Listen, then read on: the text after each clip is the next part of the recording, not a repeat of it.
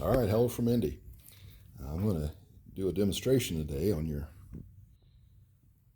rear axle setting gauge tool. If you happen to have one, they're kind of handy to have. I just got done using mine. There's several different things you can use it for.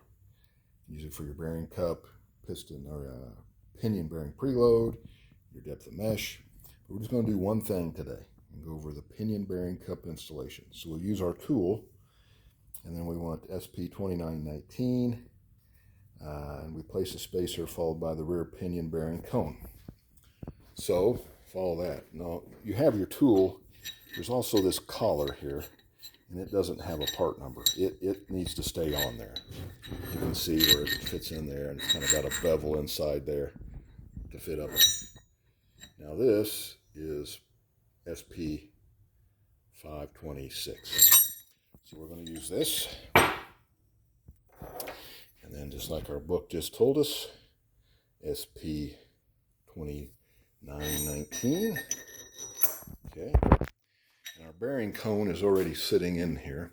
Again, I've already installed the races in this. I would never be able to do this with one hand, but you would put your race in there loose and your bearing cone in there loose, and then install that like so. Okay, let's see where we at. Next we want place pinion bearing cone, and then over main screw of tool, followed by compression sleeve 535, centralizing washer 534, and main screw nut SP533. Hold compression sleeve with the companion flange tool. You don't need that. You can just use a giant crescent wrench. And tighten the nut, allowing the tool to rotate as nuts being tightened in order not to brunel. There's the holding tool. I just have a giant crescent wrench I use. And what I do is I'll use an impact, but I won't use any tool, and allow it to turn as it draws it in. So here's these other things you're going to need. This is, I know there's a part number on here somewhere. There we go. Here's SP535.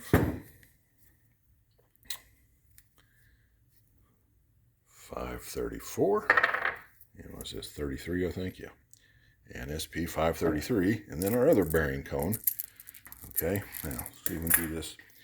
And what you're going to do is, what this does is it centralizes.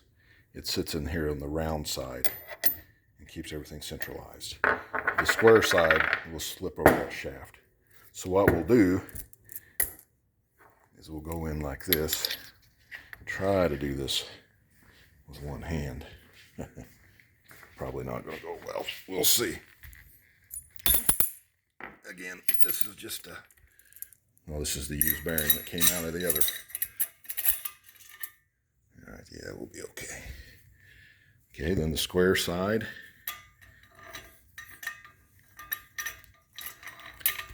Okay. Then there's this centralizing washer again. Again, it goes up into the round side.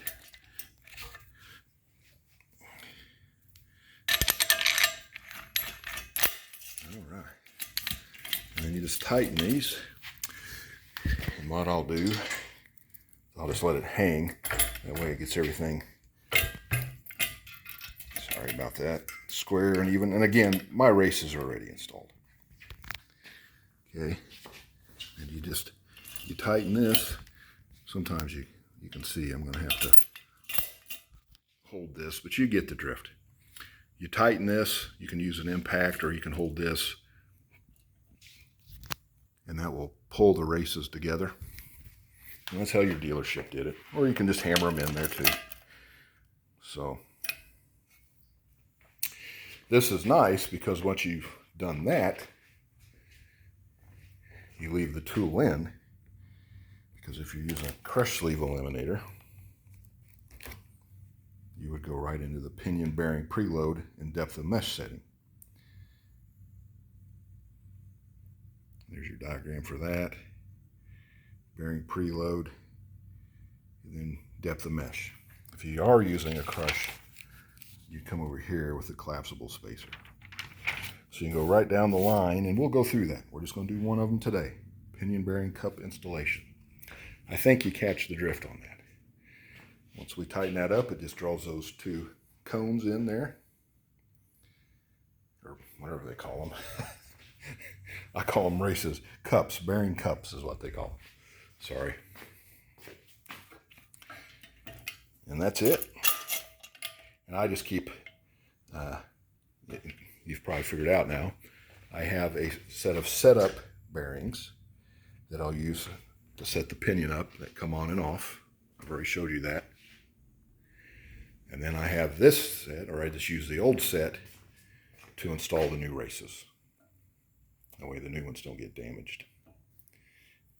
Okay. And then that's that. And next video we'll show you some of the other goodies. All right, later.